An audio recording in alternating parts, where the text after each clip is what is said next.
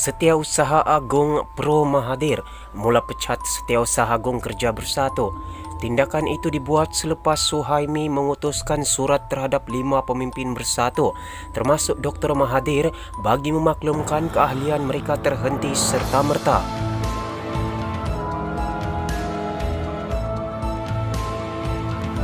Setiausaha Agung Bersatu yang jawatannya dipertikaikan, Marzuki Yahya memecat Setiausaha Kerja Parti itu, Muhammad Suhaimi Yahya, berkuat kuasa serta-merta.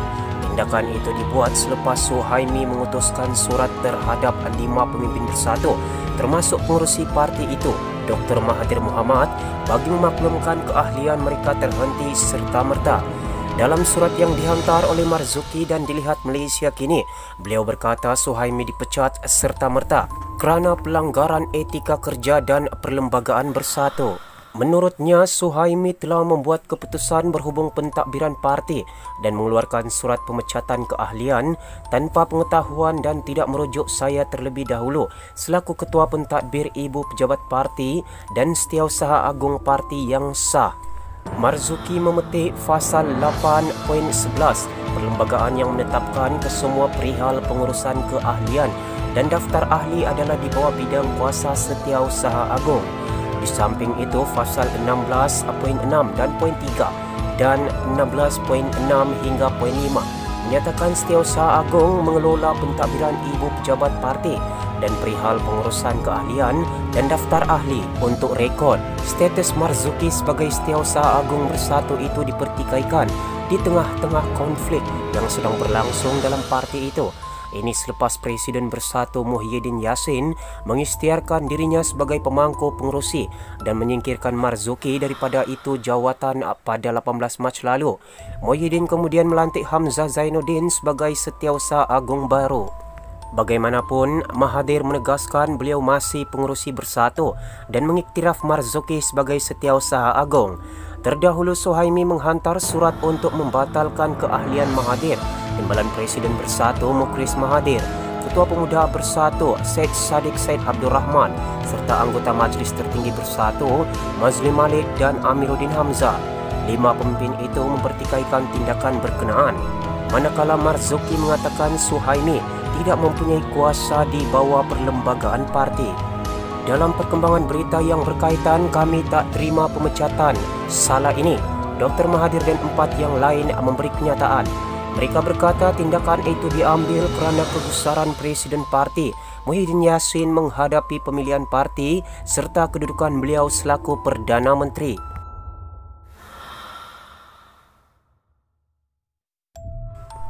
Dr. Mahathir Mohamad dan 4 pemimpin bersatu yang menerima surat digugurkan daripada parti itu menyifatkan keputusan tersebut sebagai bertentangan dengan undang-undang. Dalam satu kenyataan bersama, kelima-lima pemimpin berkenaan berkata tindakan itu dibuat kerana kegusaran Presiden Bersatu Muhyiddin Yassin menghadapi pemilihan parti serta kedudukan beliau yang tidak selamat selaku Perdana Menteri. Pihak kami tidak menerima pemecatan salah ini yang jelas bertentangan dengan undang-undang dan merizabkan hak untuk mengambil tindakan undang-undang yang berkaitan bukan sahaja untuk diri kami tetapi untuk memastikan kemaslahatan ahli-ahli akar undi bersatu. Yang jelas, pejabat Presiden bermain politik semasa isu COVID-19 dan kegawatan ekonomi yang kini melanda negara. Ini juga menampakkan sikap detektor Presiden, kata mereka dalam kenyataan tersebut. Kenyataan bersama itu dikeluarkan Dr. Mahathir yang juga anggota Parlimen Langkawi, Mukhlis Mahathir, Jerlun, Syed Saddiq Said Abdul Rahman, Muar, Amiruddin Hamzah, Kubang Pasu dan Mazli Malik, Simpang Renggam. Mukhlis merupakan pencabar Muhyiddin bagi jawatan Presiden dalam pemilihan parti itu yang ditangguhkan selepas pelaksanaan Perintah Kawalan Pergerakan PKP bagi mengekang penyebaran wabak COVID-19. Menurut mereka, peruntukan 10.2.2 dan 10.2.3 Perlembagaan Bersatu yang membolehkan seseorang ahli dipecat adalah apabila mereka mengisytiharkan keluar daripada parti dan menyertai atau menjadi ahli mana-mana parti politik lain di negara ini. Dilihat pada takrifan di atas amat dangkal dan tidak munasabah untuk kami dikatakan telah keluar parti sedangkan kami hanya melaksanakan apa yang dibenarkan oleh undang-undang dan hak kami di bawah Perlembagaan Persekutuan selaku ahli parlimen yang sah.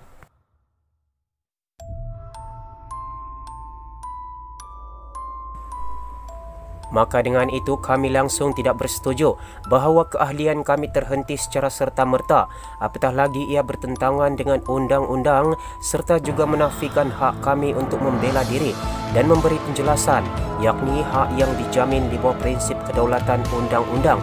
Jelas mereka. Surat ditandatangani individu biadab. Terdahulu hari ini Setiausaha Kerja Bersatu Muhammad Suhaimi Yahya mengeluarkan surat terhadap 5 anggota parlimen berkenaan memaklumkan keahlian mereka terhenti serta-merta. Keputusan itu dibuat atas alasan mereka duduk di blok yang tidak menyokong Kerajaan Perikatan Nasional semasa persidangan parlimen pada 18 Mei lalu.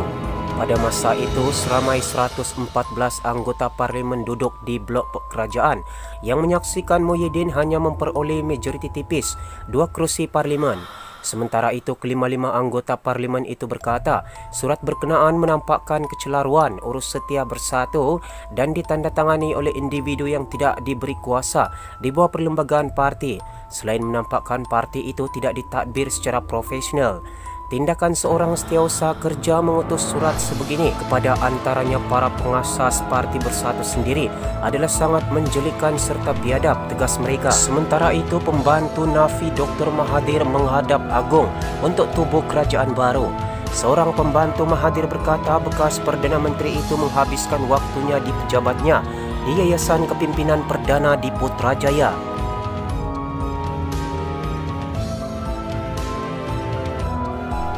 Seorang pembantu Dr. Mahathir Mohamad menolak kabar angin mengenai pertemuan bekas Perdana Menteri itu dengan Yang di-Pertuan Agong Sultan Abdullah Sultan Ahmad Shah.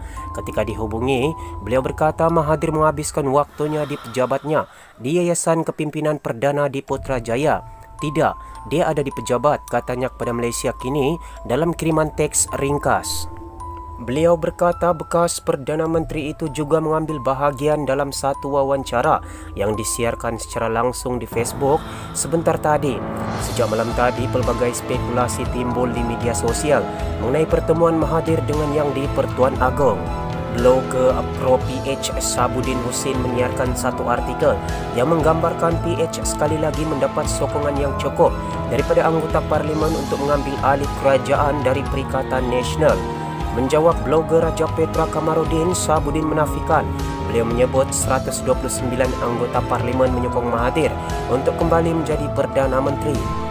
Pada ketika ini, saya tak berani mengesahkan apakah angka 129 itu tepat atau sebaliknya, tetapi mempunyai bilangan yang cukup betul, kata Sabuddin.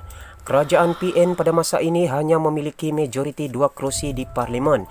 Sejurus selepas langkah Sheraton yang menyaksikan kerajaan PH tumbang, Mahathir mengumumkan rancangan untuk mengemukakan undi tidak percaya terhadap Perdana Menteri Muhyiddin Yassin di parlimen. Speaker Dewan Rakyat Muhammad Arif Muhammad Yusof kemudian menerima cadangan usul tidak percaya terhadap Muhyiddin menjelang persidangan Dewan Rakyat pada 18 Mei. Persidangan satu hari itu kemudian dipendekkan oleh kerajaan untuk hanya mendengar titah Yang di-Pertuan Agong. Dalam titah baginda, Yang di-Pertuan Agong menggesa anggota parlimen agar tidak mengheret negara pada satu lagi krisis politik ketika rakyat sedang menghadapi kesulitan akibat pandemik COVID-19. Dalam pada itu, Azmin pula bidas orang gila kuasa ketika spekulasi tukar kerajaan sekali lagi. Azmin berkata perhatian harus diberikan kepada rakyat dan bukannya mengheret negara dalam satu lagi krisis politik.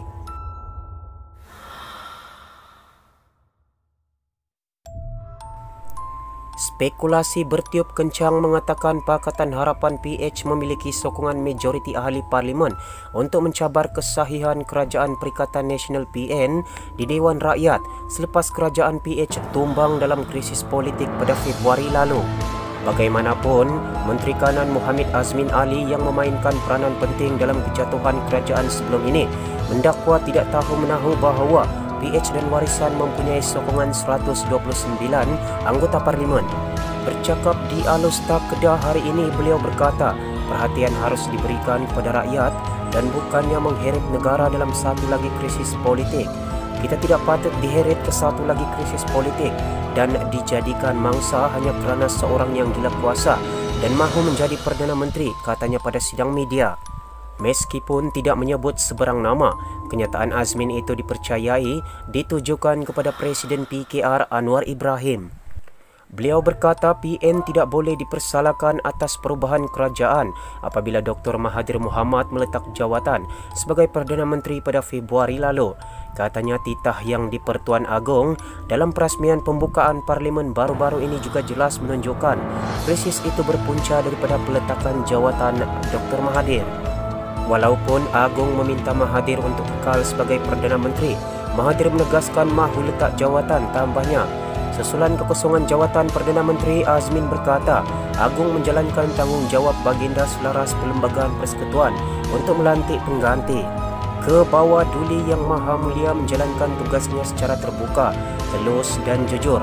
Agong mempunyai kuasa untuk melantik seorang Perdana Menteri yang mendapat sokongan majoriti di Parlimen. Baginda berpuas hati bahawa Presiden Bersatu Muhyiddin Yassin memiliki majoriti, tambahnya. Mengikut susunan kerusi di Dewan Rakyat pada 18 Mei lalu, Muhyiddin mempunyai 113 sokongan ahli parlimen, iaitu kelebihan 2 kerusi. Dewan Rakyat memiliki seramai 222 anggota parlimen. Bersatu kini berpecah kepada 2, satu kumpulan memihak kepada Muhyiddin dan satu lagi berpihak kepada Mahathir yang masih bersama PH. Mahathir melupakan pengerusi parti itu dan anaknya Mukhris Mahathir adalah timbalan Presiden. Kerajaan PH tumbang selepas Azmin dan 9 ahli parlimen dari PKR keluar daripada parti itu, manakala Muhyiddin menarik balik sokongan terhadap PH yang terdiri daripada PKR, DAP, Amanah dan Bersatu. Muhyiddin kemudian dilantik sebagai Perdana Menteri ke-8 pada 2 Mac dengan menubuhkan kerajaan PN bersama BN dan PAS. Gabungan itu turut disokong oleh Gabungan Parti Sarawak GPS dan Gabungan Parti Sabah.